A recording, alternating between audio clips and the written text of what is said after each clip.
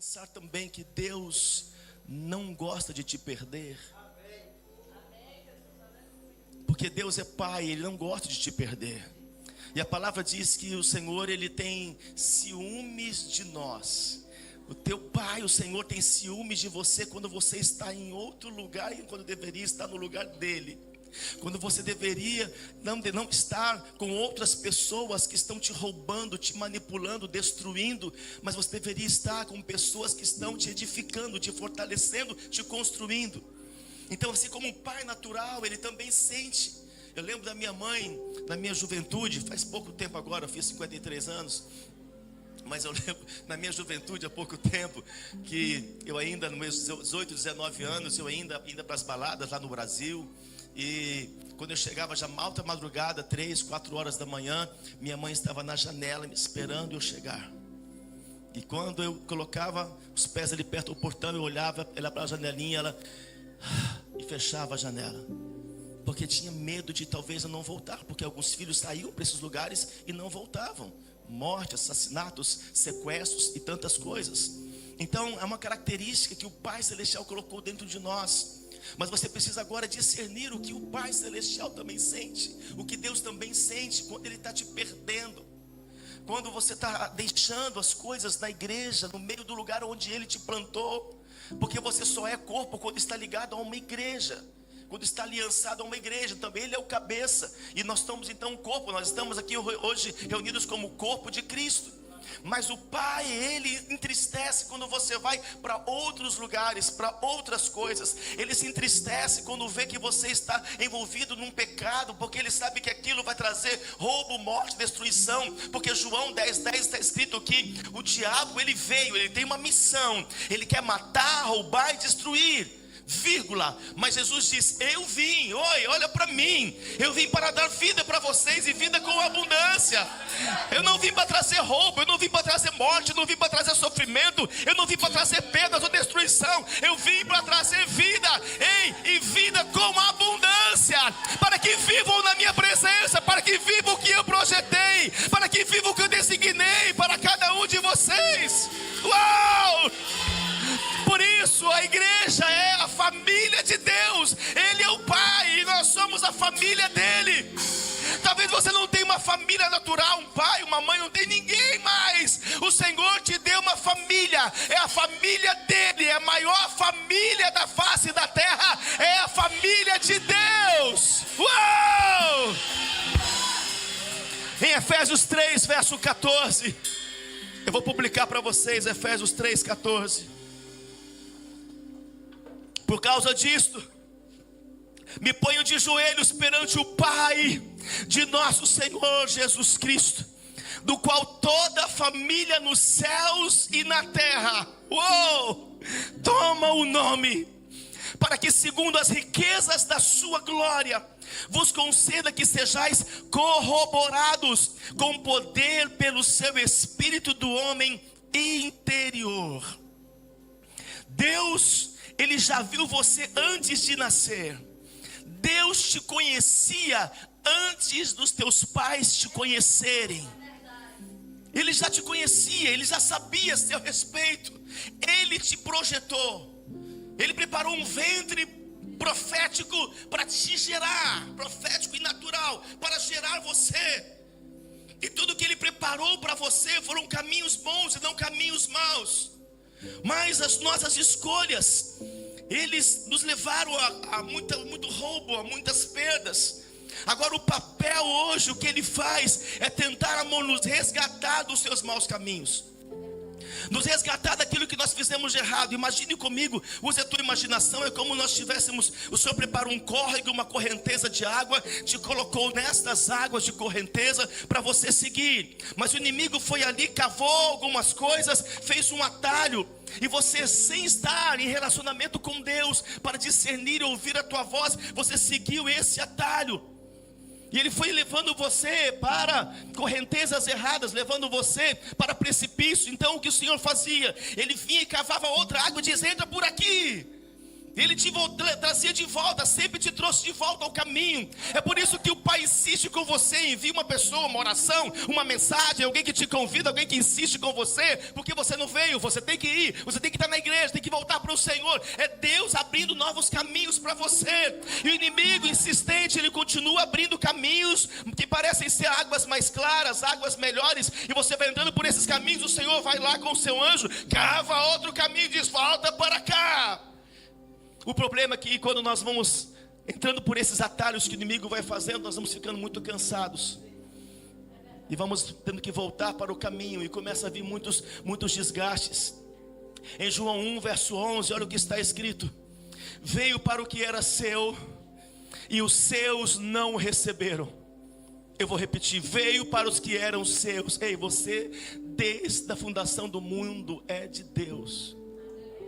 Deus te fez para Ele, te constituiu para Ele, para adorar a Ele, para servir a Ele, para Ele te dar o melhor que Ele fez nessa terra. Tudo que há nessa terra de bom e do melhor foi para você. E Ele continua no verso 12: mas a todos quanto receberam, deu-lhes o poder de serem feitos filhos de Deus, aos que creem no seu nome. Depende de você receber a Jesus ou não para se tornar um filho.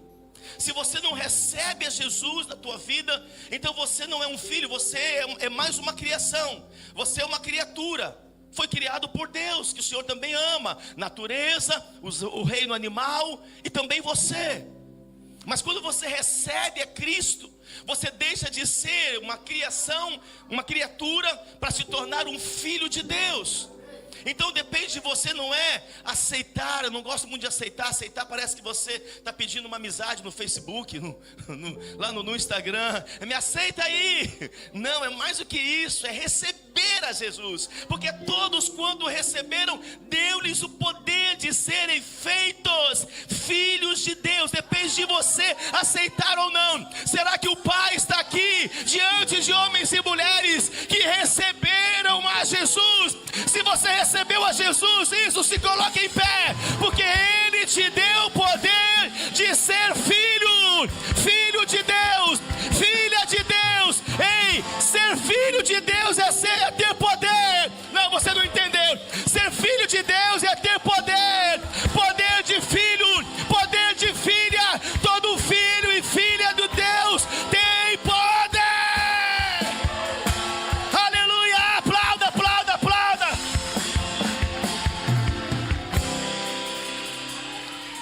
Por isso João 3,16, publica por favor. Está escrito: porque Deus, Ele amou o mundo, não teve palavras, então Ele disse assim: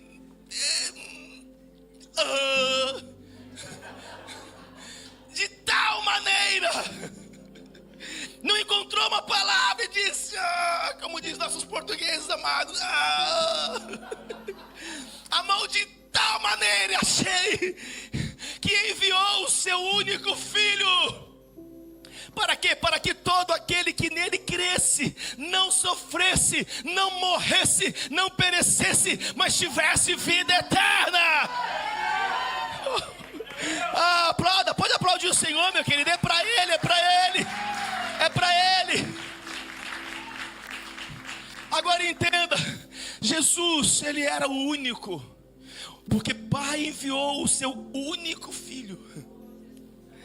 E todos aqueles que recebessem, então agora Jesus ia deixar de ser o único, ia deixar de ser o único para se tornar apenas o primogênito. Olha como você tem que amar a Jesus. Jesus, pastor Josimar, ele tinha, tudo era dele. Imagine você ser um filho único, teu pai diz, tudo é teu. A Coca-Cola toda é tua, a Tesla é toda tua, só tua, mas não deu outro irmão, não fez alguém lá fora, não, é só você, legítimo, é tudo teu. E de repente você, por amor, diz, não, aqueles que se ajuntarem a mim, eu vou distribuir parte para eles. Imagine o amor do pai, a liberalidade do filho. para entender, assim como fez Isaac, o pai Abraão, que sacrificou o filho Isaac, e entendeu: se eu sou o sacrifício para que se cumpra algo, então eu sou o sacrifício. Então Jesus, ele dividiu a herança. Por causa dele nós também nos tornamos filhos, porque todo filho tem direito à herança. Dá um cutucão na pessoa do seu lado, fala: você é filho, você é herdeiro. Aleluia, aleluia. E por que o pai quer gerar não membros, mas quer gerar filhos?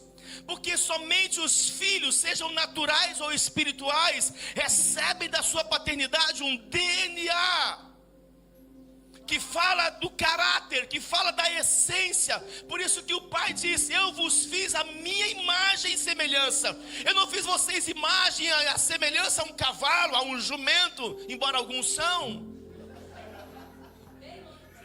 mas eu fiz vocês a minha imagem, ao meu caráter, a minha inteligência, a minha essência. Eu fiz vocês com esse DNA. Então, quando você se submete, recebe a Cristo, se torna filho, Ele vai trabalhar para colocar a essência dEle, a imagem dEle, a semelhança dEle em você. E agora você, como filho, tem que buscar ser igual ao pai, tem que imitar o seu pai, porque um filho, o propósito dele é imitar o pai, para dar continuidade daquilo que ele começou. O propósito do filho é receber o DNA do pai, para fazer o que ele faz, como ele fez, agir como ele agia. O DNA de Cristo: amar como Cristo amou, perdoar como Cristo perdoou, ser amoroso, misericordioso, justo e santo como foi Cristo. Um filho recebe, trabalha para receber o DNA do pai. Uou, a missão do filho é se tornar semelhante ao pai. Sempre essa foi a dinâmica da vida. Meu filho Davi, o cooperador, ele sempre fala: falei, pai, eu queria ser um pouquinho daquilo que você é. Eu digo: filho, você tem que ser muito melhor, e vai ser. Porque você hoje recebe o que eu não recebia, você vive coisas que eu não vivia, você tem experiências que eu fui começar tarde demais. Deus quer que você seja melhor. É sempre assim, sendo melhor e melhor, e vamos ter uma geração melhor do que a geração passada. Porque um filho, ele quer ser imitador do pai. Por isso que o pai tem que ser modelo.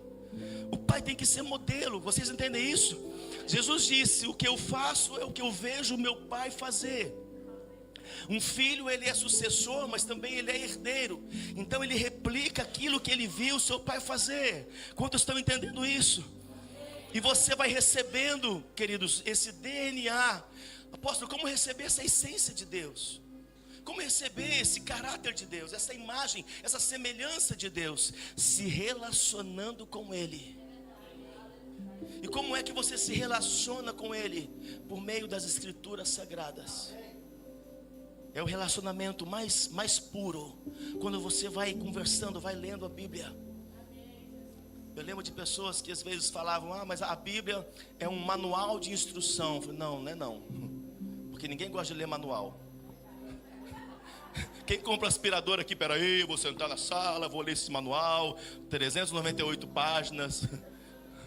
Ninguém gosta de ler manual, quantos estão entendendo? Também a Bíblia não é um conjunto de regras. A Bíblia é um relacionamento de amor. Desde a antiga aliança, a nova aliança é um relacionamento de amor. Então eu estou me relacionando com a palavra, eu estou recebendo mais dele. Então é assim que eu tenho que fazer, é assim que eu tenho que ser. Então eu vou fazer assim, vai doer, vou sofrer, mas eu vou fazer assim. É assim que eu tenho que amar, perdoar, então é assim que eu vou fazer. Peraí, eu tenho que largar isso tem que ser santo. Sim, então não foi o homem que me impôs, é o Senhor que está falando comigo. Homem nenhum pode impor você a deixar nada, a largar nada. Você tem que largar isso, tem que largar isso, tem que deixar isso. É o Espírito que vai falar com você. Porque se você deixar por causa do homem, Amanhã, por causa do homem, vai voltar às práticas. Mas se você deixar por causa de um relacionamento com Deus, porque o Espírito Santo te convenceu e falou com você, nunca, não tem homem, não tem anjo, principado, não tem potestades, nada que vai conseguir levar você de volta às práticas antigas. Por quê? Porque você encontrou com Ele. Foi Ele que falou com você face a face, como Ele está falando com você aqui agora, face a face, dizendo: meu filho, minha filha, eu, como eu do Espírito, estou em você, eu habito em você, e eu vou mudar a sua vida, eu vou mudar a sua história, eu vou mudar os teus passos. Se você crê aí, se expressa.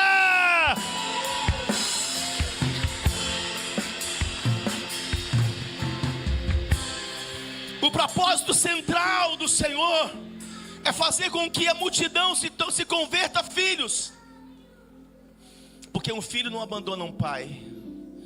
Um filho verdadeiro, ele quer fazer aquilo que agrada ao seu pai.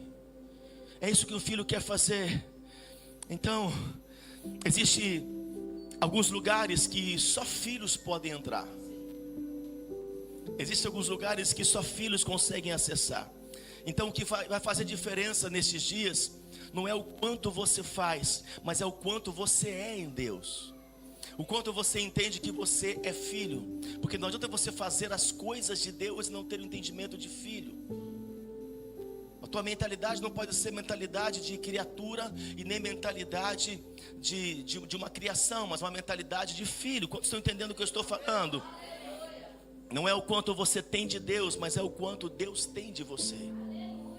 Quanto é que Deus tem de você? Quanto tempo o Senhor tem de você por dia? Não adianta você: eu tenho isso de Deus, eu tenho isso de Deus, eu tenho isso de Deus, eu tenho dons, eu tenho línguas, eu tenho dom da palavra, da pregação, da intercessão. Mas quanto é que realmente Deus tem de você?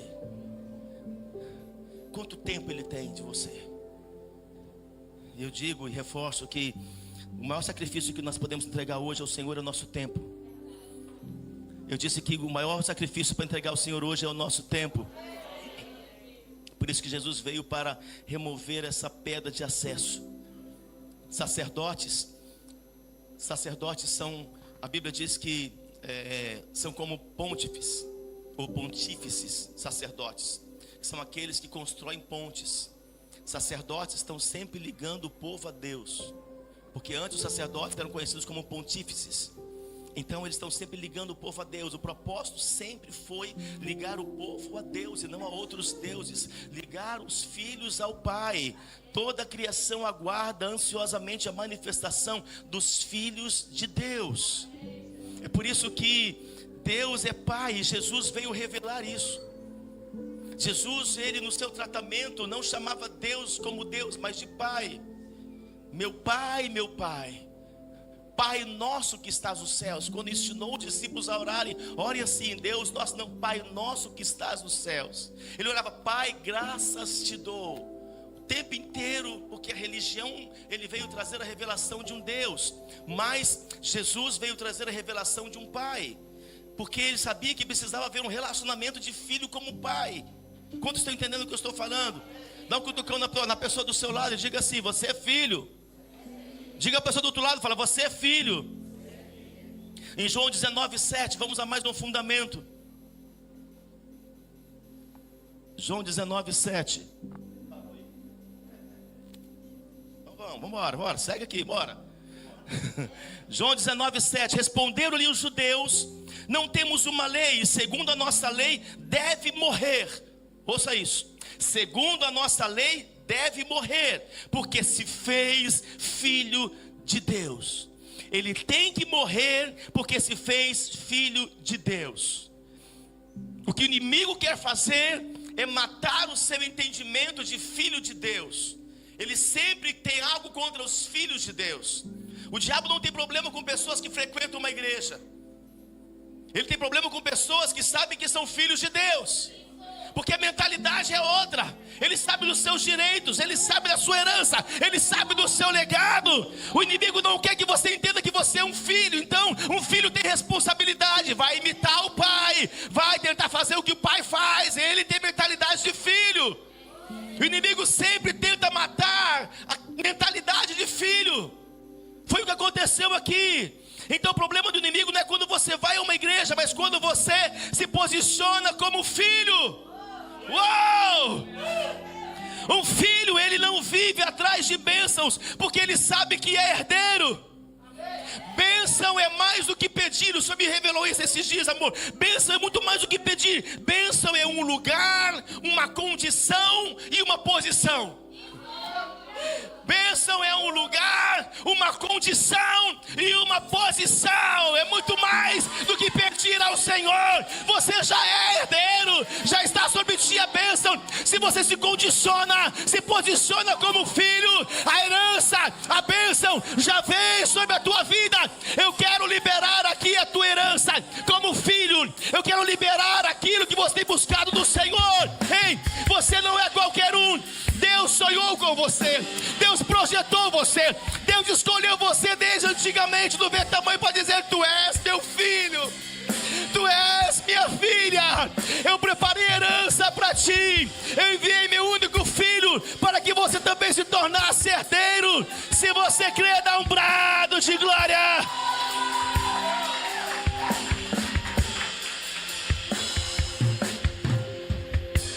Meu Deus, bênção é um lugar. Eu estou no lugar que eu devo estar. Bênção é uma condição, eu me condiciono a ser filho. Bênção é uma posição, eu estou posicionado como filho. Eu sei quem é meu pai. É por isso, filhos, olha para mim aqui. Quando você vai numa multinacional, por exemplo, e você vê um filho daquele proprietário, daquele grande empresário, até a forma dele de andar é diferente. A gente já sabe que ele é filho. Se não fosse filho, porque ele está dizendo: eu sei quem é meu pai. Meu pai é dono disso tudo. Hoje eu ainda não tenho muito não, mas meu pai é dono disso tudo. Hoje eu não tenho um carro que eu gostaria, mas meu pai é dono disso tudo. Então ele sabe, por isso o seu andar é diferente. Quando você não tem mentalidade de filho, você tem mentalidade de escravo. Então você anda de cabeça baixa, como quem não tem pai, como quem não é herdeiro, como quem não é sucessor. Você anda de cabeça baixa. Vamos ver o que Deus quer. Filho não fala isso. Eu sei o que Deus quer.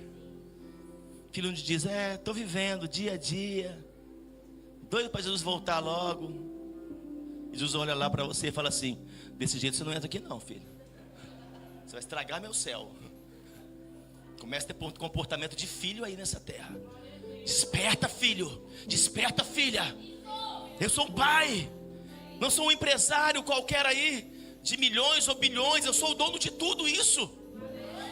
E separei herança, vou te dar tudo isso. Meu filho conquistou por sangue. Não deixe o inimigo roubar, criar atalhos, tirar você do caminho de filho. Não deixe. Ande como quem é filho. Fale como quem é filha. Reaja como quem é filho, que sabe da sua posição. Volta para a sua condição. Volta para o seu lugar de filho. Não aceite o diabo pegar o teu lugar. Volta, filho. Volta, filha. Volta para o seu lugar. Volta para a sua condição. Volta para a sua posição. E mostra para o mundo, para o inimigo, quem é o teu Deus. Ainda que você não tenha o que quer, da forma que você quer, mas isso não pode roubar o teu poder de ser filho de Deus. Você é herdeiro e você é sucessor. Se você crê, se expressa. Uou!